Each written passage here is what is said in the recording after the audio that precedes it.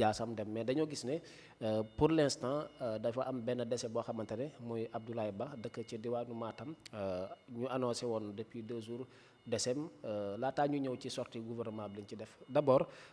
lan mooy sa gis-gis ak sa njàngat ak ban gis-gis nga am ci décès bi nga xamante ne presque am na ku ma dégg mu ne presque daa mel ni régime bu néew dafay enregistré ab étudiant boo xamante ne faatu na te du bëggu-bëggu kenn. waaw vraiment di delluwaat encore di incliné wu devant la mémoire de vraiment Abdoulaye Ba xale bu ndaw boo xam ni wax dëgg yàlla dafa nekkoon di toll ci jéem a dugg ci buntu àddina xëy na amoon na ay waajur yoo xam ni amoon nañ ci moom yaakaar waaye réew mi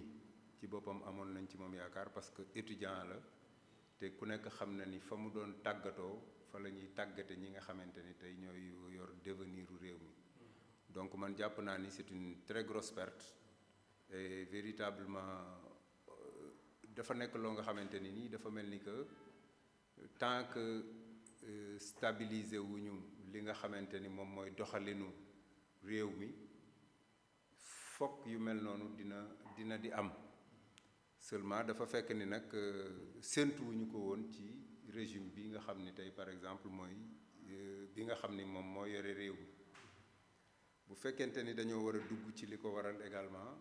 ñu suux ci su fekkente ni foofu lañ ci mën a yem ñu yem fii ba ñuy amaat yeneen question dans ce sens incha allah. ok décès bi dama di koo xamante ne fac médecine fa la nekkoon chirurgie dentaire mu doon loo xamante ne c'est une grosse perte. mais ba tey kenn xamul li ko daal di maanaam faat mais démb gis nañ à travers Yacine Fall nee na dinañ ibbi enquête mais ministre de l'enseignement supérieur li mu ci wax ba ne mbir mi dafay ndiroo sabotage ak de la part des étudiants dégg nañ le ministre de l'intérieur mu wax ne dafa am benn bande d'individus yoo xamante ne dañ bëggoon dem saboter li nga xamante ne mooy daara ju kawe gi yooyu naka nga ko jàngatee parce que am na un démenti boo xamante ne de la part des étudiants simlax saa boobu entre le gouvernement et les étudiants ne woon nga xaara woon lu ni mel te gis nga ba tey mbir mi na mu tàggatémbee ci diwaanu université Cheikh Anta Diop. waaw xam nga man dama jàpp ni situation xale boobu dëgg la comme niñ ko waxee ci début bi perte la c'est une grosse perte loolu ñëpp nangu nañ ko waaye comme ni ma koy waxee rek jëkkul ci moom comme dafa mel ni que c'est devenu une tradition à chaque fois que suñu force de défense yi nga xamante ni ñoom ñooy chargé wu du maintien de l'ordre dafa mel ni que à chaque fois que ñu jàkkaarloo la population rapport de force yi dafa mel ni que dafa xaw a tolloowuñu daal en réalité te waruñu sax tolloo mais li ci nekk moo di que il y a trop de bavure dans ce genre de truc là et boo xoolee les vidéos yi nga xam ni tey moom mooy circuler sur le net nga xam ni leur réaction véritablement c'est disproportionné te loolu également dinañ ci def li nga xamante ni moom mooy suñu wàll parce que ñun waa rappel à l'ordre quand même nekkuñu fi pour di rappeler à l'ordre état rek wala opposition wala keneen suñu bëgg-bëgg mooy li nga xamante ni mooy ay luy sooxee ci réew mi li nga xamante ni moom moo fi nekk loo xamante ni daf fi yàgg te di fi sax ñu fas yéene taxaw jàmbat ko ñi nga xamante ni ñoom lañ ko war a jàmbat d'abord ci maslaa ak njekk ak teraanga ba nga xamante ni mënuñoo am beneen kii nag beneen possibilité budul ñu def li nga xamante ni moom la suñu devoir citoyen laaj ñu boobaa aussi dinañ ko def avec toute responsabilité et en toute comment dirais-je légalité ñun waa rappel à l'ordre noonu la ñu fas yéene jàmmaarloo ak ñi nga xamante ni jàpp nañ ni li ñuy dox noonu du jaaduwul te ñun jàpp nañ ni les forces de défense et de sécurité ñun la ñuy liggéeyal kon jàpp naa ni bu situation yi demee nii teewee war nañu am quand même un peu plus de retenue pour ne pas àgg fenn fi ak li nga xamante ni moom mooy xale yi te wax dëgg yàlla suñu ko kii bi mayoon di ngeen gis ni am na ay vidéos yoo xam ni ça ne se justifiait pas leur comment dirais-je leur bouclier ku nekk xam na ni c'est composé essentiellement des fois de fer et de verre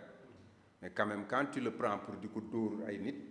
véritablement loolu ce n'est plus du maintien de l'ordre de la force des forces de défense et de sécurité en tout cas les vidéos donc je dispose gis naa ni loolu noonu am na te loolu jàpp naa ni war nañ ko dénoncer nag au plus haut niveau. Heureusement qu'on a entendu que effectivement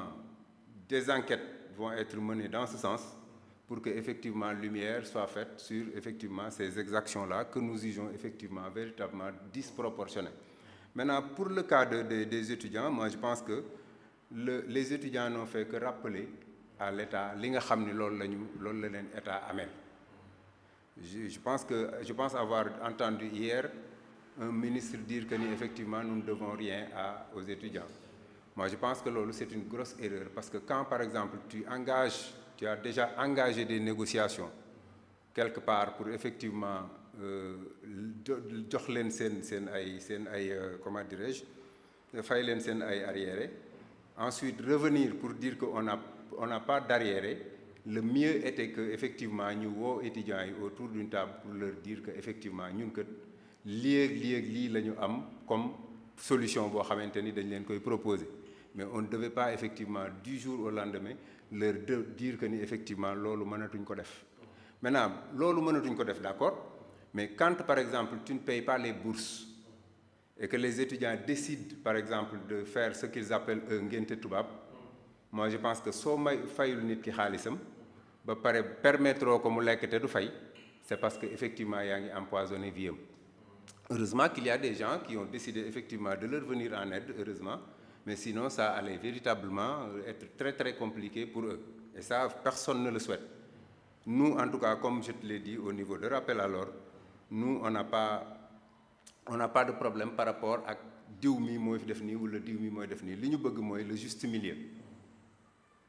Et beaucoup de gens ont pensé à ce que Sonko disait l'autre jour à Grand Théâtre, quand il disait que effectivement ñun duñu ñooñu kenn mënuñoo xooxatal. Quand tu le dis par exemple et que quelques jours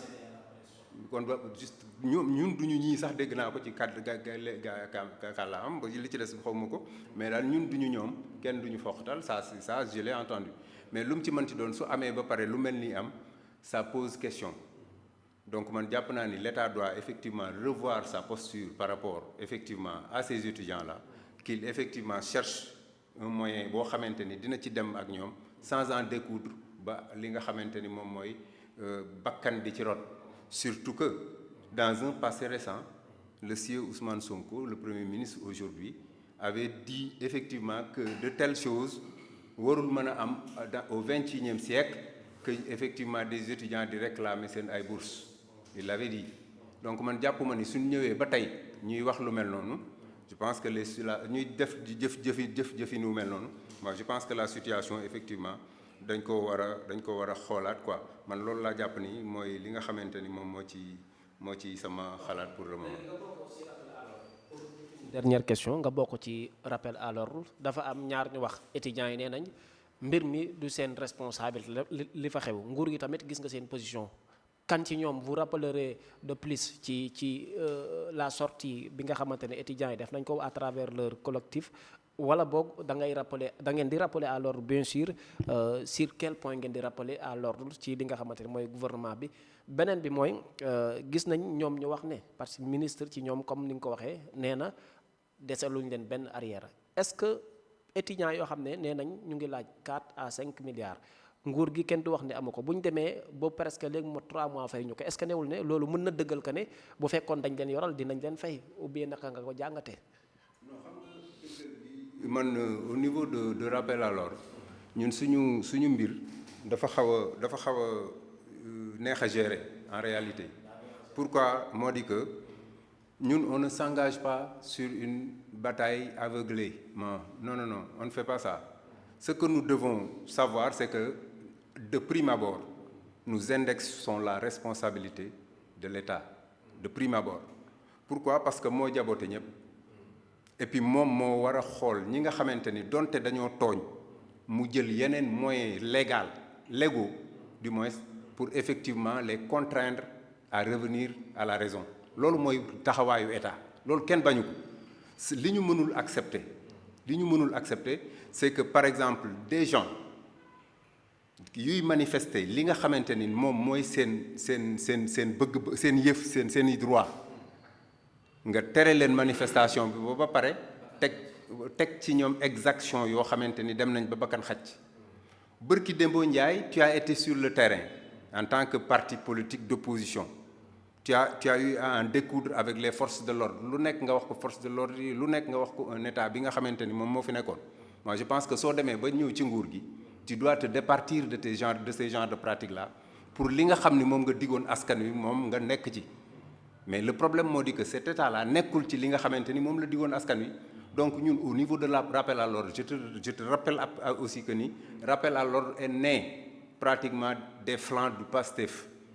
Pourquoi? Parce que tous les jeunes qui ont pratiquement formé le rappel à l'ordre, ils étaient derrière PASTEF dans leur bataille. C'est jusqu'au pouvoir que quelques-uns ont senti que effectivement pouvoir bi fi mu jëm ak fi mu ñu waxoon du benn ci la ñu toogaat ñoom soog a xoolaat ni ñu war a toogee ci li nga xamante ni moom mooy tooginu groupe boobu nga xam ne moom lañ créé woon. Loolu moo indi turu rappel à l'ordre. C'est rappeler li nga xamante ni mooy dige yi nga xamante ni Ousmane Sonko ak ñi mu àndaloon ñu ngi ko doon dige waaye bi ñu demee ba toog ñu xam ne aussi tamit mbir mi mënut a yem ci benn côté parce que autant ñii liñ doon def liñ ñu doon dig defuñu ko mais am na acte d'incivisme yoo xam ne dafa am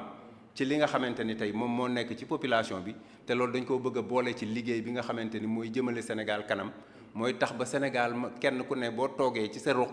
xam toogin fa toog fa toogaay boo nga xamante ni dina dal xel te dina dal xelu aussi ñi nga dëkkal ak ñi nga dendal. Donc rappel à l'ordre ci liggéey boobu la nekk te mi ngi koy liggéey en profondeur mi ngi ciy travailler mi ngi ciy def ay lël di ci waxtaan ak ñi nga xamante ni ñoom lañ ci war a waxtaanal peut-être que jamono dina jot ñu élargir ko sur la masse populaire pour que ñëpp xam li nga xamante ni toogaay bi nga xam ni nit ki moom la war a toog état bi toog ci toogaay boobu ñi nga xamante ni ñoom lañ jiite aussi toog ci toogaay boobu mais kenn mënta tere à un étudiant surtout un étudiant un jeune mu réclamer li nga xamante ni moom lañ ko ameel. Ñeneen aussi dinañ fi jóg réclamer li ñu leen ameel mais liy jaadu te jaadu mooy nga taxaw ci digganteeg li nga xamante ni tey par exemple moom nga doon bañ ñu yàq ko su fekkente ni mën ngaa jël en tant que ministre ni am nga information ni lii dañ ko waroon a yàq moo tax ñu def li ñu def waroon nga mën a jël ay devant aussi ba nga xamante ni bakkanu doomu aadama bi nga xam ne tey moom moo wadd du xëy na du wadd. Phase de transition bi nit ki doon jógee licence ngir dem master Macky daf ko doon fay noonu rek mais du doon lu koy tënk comme moom daf ko doon fay peut-être mën-mënam la mais est-ce que newul nañ ñi dañoo basé wu ci li kayit yi wax rek après ci dañ leen di fay pare wala gisoo loolu wala lan moo si sa jàngat.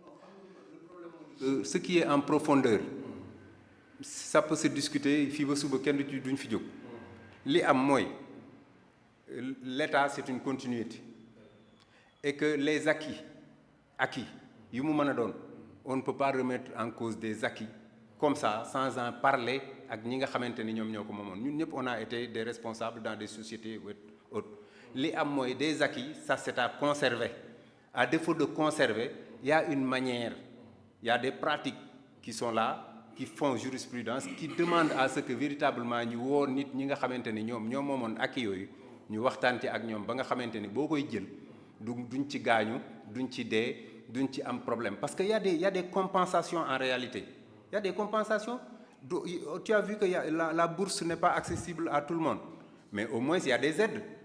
Donc, il y a de ces choses. On peut parler, on peut négocier ça. Mais quand tu veux véritablement dire que de prime abord, il faut que je tape fort pour que les gens se reculent, moi, je pense que ce n'est pas comprendre le Sénégal et la vie estudiantine. Parce que nous, nous devons ci li ñuy revendiquer, Inch'Allah. Sow bokk ci rappel à l'ordre da ci am liggéey bu am solo la ciy def seen dañuy dikkaat ci yow gannaaw bi ñu la amaatee mbégte di la dalal tey gis nga musiba bi